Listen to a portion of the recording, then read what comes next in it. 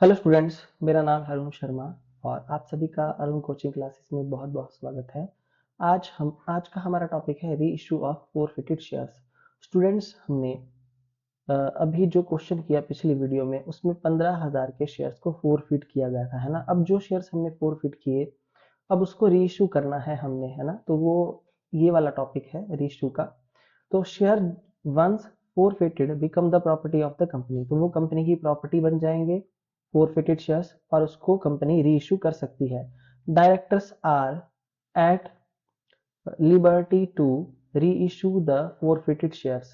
तो डायरेक्टर को ये फ्रीडम है कि वो फोरफिटेड शेयर्स को री इशू कर सकती है, पार पे, प्रीमियम पे या फिर डिस्काउंट पे भी इशू कर सकती है ना। So discount provided that the, है ना, डिस्काउंट ऑन री इशू, जो डिस्काउंट होगा इशू ऑफ शेयर पे, does not exceed the amount previously received, है ना। मतलब सपोज करिए कि जैसे 15,000 शेयर हैं और उस पर एप्लीकेशन मनी पे हो चुका है, तो यानी कि 75,000 रुपीज पे हो चुका है। तो जितना ये अमाउंट जो है फोर फ्यूचर में चला जाएगा, है ना। ये अमाउंट जो है फोर फ्यूचर अकाउंट में चला जाएगा, ठीक है। तो इतना मैक्सिमम डिस्काउंट 75,000 रुपीज का हम दे सकते हैं, यहाँ पे ऐसा लिखा गया है, ठीक है। इससे ज्यादा का डिस्काउंट नहीं होगा ऑन दीज फोरफिटेड शेयर्स। तो जर्नल एंट्रीज यहाँ पे बताई गई है, देखिए। सबसे पहले आप री इशू की पार वाली bank account debit to share capital account, है ना। ओके, ये एंट्री होगी being forfeited shares reissued at par. उसके बाद प्रीमियम पे bank account debit to share capital to securities PM reserve account credit हो जाएगा, ठीक है। और उसके बाद अगर डिस्काउंट होगा, देखिए स्टूडेंट, जो डिस्काउंट है वो कहाँ डेबिट होगा, शेयर फॉर फ्यूचर अकाउंट में। मतलब यहाँ पे हम डिस्काउंट अकाउंट नहीं लिखेंगे, हम लिखेंगे bank account debit share forfeited account debit to share capital account being forfeit shares reissued at discount. तो आई होप आपको ये एंट्रीज समझ आ गई होगी। सो स्टूडेंट, ये बातें आप लिखिए, है ना, लिखो इन बातों को। उसके बाद देखिए नेक्स्ट क्या बोला गया है, amount debited to share forfeiture account. ये जो अमाउंट हमने डेबिट करना है यहाँ पे, है ना, इसकी बात कर रहे हैं। इन केस ऑफ री issue at discount will be calculate, उसको कैलकुलेट कैसे करेंगे, नंबर ऑफ शेयर्स री issued, okay. Paid up value जो होगी, है ना, वो जैसे 10 रुपए मान लीजिए पेड अप वैल्यू है, माइनस री इशू प्राइस पर शेयर, और जो हमारा री इशू प्राइस है सपोज करिए वो 8 रुपए है, ठीक है। तो हमारे पास यहाँ पे 2 रुपए बच जाता है, मतलब 10 रुपए का जो शेयर है वो 8 में इशू किया, तो 2 रुपए हमारे पास डिस्काउंट आ गया, ओके। तो ऐसा यहाँ पे बोला गया है, ठीक है। ये सारी बातें मैं आपको प्रैक्टिकली करके भी दिखाऊंगा। अच्छा, amount of maximum permissible discount on ratio of forfeited shares, यहाँ पे बोला गया है कि मैक्सिमम कितना डिस्काउंट दिया जा सकता है ना। तो amount forfeited on shares is the maximum permissible discount. तो यहाँ बोला गया है कि जो भी हमने शेयर्स पे अमाउंट फॉरफिट किया है, जैसे मैंने बोला ना आपको यहाँ पे कि 75,000 हमने फॉरफिट किया है, क्योंकि 5 रुपए का एप्लीकेशन मिल गया हमको 15,000 शेयर्स पे। तो ये जो 75,000 हमने रिसीव किया है फॉरफिटेड शेयर पे, ये मैक्सिमम डिस्काउंट है जो हम अलाउ कर सकते हैं रेशियो ऑफ शेयर पे, ठीक है। जैसे यहाँ पे एग्जाम्पल भी दिया गया है कि इफ अ शेयर ऑफ ₹10, 10 रुपए का शेयर है जिसमें 4 रुपए हमको रिसीव हो चुके हैं ऑलरेडी, तो वो 4 रुपए हम फोरफिट कर लेंगे, है ना। और and can reissued as fully paid up at an amount not less than ₹6, ठीक है। कैसे, देखिए 10 रुपए का आपके पास शेयर है जिसपे 4 रुपए आपको मिल चुके हैं, तो 6 रुपए जो है ये क्या है, ये 6 रुपए का जो अमाउंट है ये मिनिमम री इशूड प्राइस है, मतलब 6 रुपए से कम प्राइस पे हम इशू नहीं कर सकते। और मैक्सिमम डिस्काउंट कितना है, 4 रुपए है, ठीक है। सो स्टूडेंट देखिए, मैक्सिमम डिस्काउंट है 4 रुपए और मिनिमम री इशूड प्राइस है ₹6, ठीक है। तो जो हमारी पूरी वैल्यू होगी, है ना, उसमें से जब हम माइनस करेंगे डिस्काउंट को, तो जो हमारे पास यहाँ पे वैल्यू आएगी वो मिनिमम रीशूड प्राइस होगा, ओके। तो आई होप आपको समझ में आ गई होगी ये बात। तो इतना, ये सारी बातें स्टूडेंट आप लिखते भी जाइए कॉपी पे। उसके बाद यहाँ पे क्या बोला गया है कि transferring the balance sheet of share forfeiture account to capital reserve account. देखिए, जब when all shares are reissued, देखिए स्टूडेंट, जब भी शेयर को रीइश्यू किया जाएगा, है ना, फोरफिटेड शेयर को रीइश्यू किया जाएगा, तो उसके बाद जो अमाउंट होगा, है ना, वो कहाँ पे, कैपिटल रिजर्व में ट्रांसफर किया जाएगा, है ना। किसका, किसके शेयर को, जिसको री इशू किया गया है ना।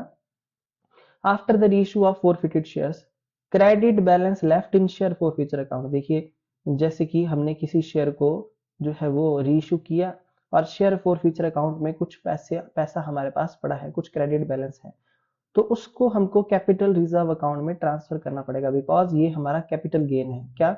शेयर फॉरफीचर अकाउंट में जो पैसा है वो हमारा कैपिटल गेन है ना। इसलिए कंपनी जब रीइश्यू करेगी तो उसको कहाँ ट्रांसफर कर देगी? कैपिटल रिजर्व में, है ना। फॉर उसके लिए जो भी एंट्री यहाँ पे पास की गई है वो आपने पास कर देनी है। तो share forfeiture account debit to capital reserve account. तो अभी तक आपने शेयर को फॉरफिट करने की एंट्री पास की। उसके बाद स्टूडेंट दो एंट्रीज और आएंगी, एक आएगी रीइश्यू की, है ना, और दूसरी एंट्री आएगी जो है वो शेयर फॉरफीचर अकाउंट को कैपिटल रिजर्व में ट्रांसफर करने की। और कैपिटल रिजर्व में सिर्फ उसी का अमाउंट ट्रांसफर होगा जिस शेयर को हमने रीइश्यू किया होगा, जितने शेयर को, ठीक है। तो सारी कैलकुलेशन मैं आपको बताऊंगा, ये जनरल एंट्रीज भी आप लिखिए। बीइंग प्रॉफिट और reissued transfer to capital reserve account, ठीक है। तो इस एंट्री को लिख दीजिए। ये था वो वाला केस जब सारे के सारे शेयर्स को हमने रीइश्यू कर दिया है ना। अब उसके बाद नेक्स्ट हमारे पास एक केस और आता है कि when all forfeited shares are not reissued, जब सारे के सारे शेयर्स को रीइश्यू नहीं किया गया है, ठीक है। तो उस केस में क्या होगा? when all the forfeited shares are not reissued, है ना, then only portion of share forfeited account which belongs to reissued should be transferred to capital reserve account। जैसे कि मैंने बोला ना आपको कि 15,000 शेयर हमने फॉरफिट किए, सपोज करो, और उसमें से हमने 5,000 के रीइश्यू कर दिए और 10,000 के रीइश्यू नहीं किए, ठीक है। ये रीइश्यू किए 5,000 के शेयर। तो जो पोर्शन हमने फॉरफिट किया था, और ठीक है, और जिसको रीइश्यू किया 5,000 को, है ना, तो उसका विच उसका जो फॉरफिटेड अमाउंट होगा वो कैपिटल रिजर्व में ट्रांसफर होगा, ठीक है। Should be transfer to capital reserve account, यानी कि 5,000 शेयर के फॉरफिटेड अमाउंट जो है 5,000 शेयर का, वो कैपिटल रिजर्व में ट्रांसफर होगा। The amount on forfeited share not reissued. अब ये 10,000 वाले, ये तो हमने रीइश्यू नहीं किए, है ना, ये शेयर फॉरफीचर अकाउंट में ही रहेंगे और इसको ऐड किया जाएगा इन 10,000 शेयर के फॉरफिटेड शेयर का अमाउंट कहाँ पे? शेयर कैपिटल में, सब्सक्राइब कैपिटल में, है ना, नोट्स टू अकाउंट्स के अंदर, जैसे कि मैं करता आया। और उसको हम शेयर कैपिटल जो होगी, है ना, उसको कहाँ दिखाया जाएगा फिर? शेयर होल्डर फंड में, इक्विटी एंड लायबिलिटी साइड में, बैलेंस शीट में, ठीक है। तो ये चीजें तो मैंने आपको बता दी है। यहाँ पे जो है ये चीजें मैं आपको पहले बता चुका हूँ, जो मैंने यहाँ पे हाईलाइट की, अभी देख लीजिए। जिसका अमाउंट, जिन फॉरफिटेड शेयर को हमने रीइश्यू नहीं किया, उसके बैलेंस को जो है वो शेयर फॉरफीचर अकाउंट के बैलेंस को शेयर कैपिटल में, सब्सक्राइब कैपिटल के अंदर जोड़ा जाएगा नोट्स टू अकाउंट्स में, और फिर बैलेंस शीट में जो है वो दिखाया जाएगा, है ना। ये चीज तो हम करते आए हैं, ठीक है।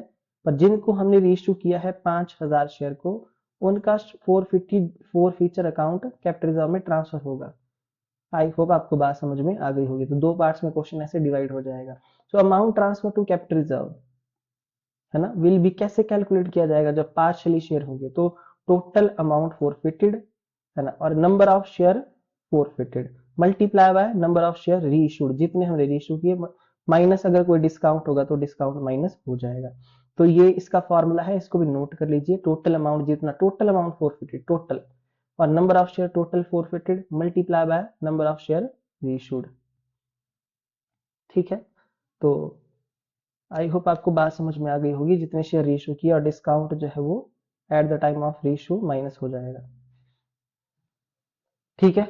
तो मैं आपको करके दिखाऊंगा। Amount with which share forfeiture account is debited at the time of reissue.